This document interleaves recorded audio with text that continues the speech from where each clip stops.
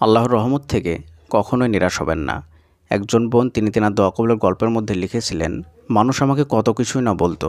আমার হাইট নিয়ে বলতো, আমার গায়ের কালার নিয়ে বলতো, আমার আর্থিক সংকটের কারণে বলতো।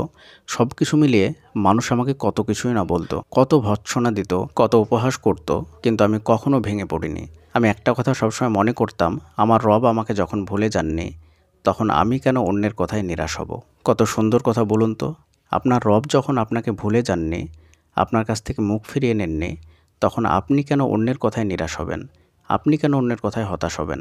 কিছু মানুষ থাকে যাদের কাজ হলো আপনার দুর্বল দিকগুলো নিয়ে তারা কথা বলবে, আপনাকে বলবে আপনার দোয়াটা কবুল হবে না, কিন্তু আপনি ভেঙে পড়বেন না, কারণ আল্লাহ তাআলা আপনার সঙ্গেই আছেন। আপনি কখনো নিরাশ হবেন না। আল্লাহ তাআলা কোরআনের মধ্যে বলছেন, লা তাকনাতু মির রহমাতিল্লাহ, কখনোই তোমরা আমার রহমত থেকে নিরাশ হবে না। অন্য এক আয়াতের মধ্যে আল্লাহ তাআলা বলছেন, কাফের ছাড়া অন্য কোনো সম্প্রদায় আমার রহমত থেকে নিরাশ হয় না। মানে যারা মুসলিম, যারা মুমিন, তারা কখনোই আল্লাহর রহমত থেকে নিরাশ হবে না। তাই পরিস্থিতি যতই খারাপ আসুক না কেন, আপনি কখনোই ভেঙে পড়বেন না, কখনোই নিরাশ হবেন না। মানুষের কথা শুনে, মানুষের উপহাস শুনে কখনোই হতাশ হয়ে পড়বেন না, কখনোই নিরাশ হবেন না। আল্লাহ তাআলা বলছেন, আমি সর্বদাই তোমাদের সঙ্গে আছি। তাহলে আপনার আমার এত কিসের ভয়? আল্লাহর উপর তাওয়াক্কুল করুন, আল্লাহর উপরে ভরসা করুন, আল্লাহর কাছে দোয়া করুন, আল্লাহকেই ডাকতে থাকুন।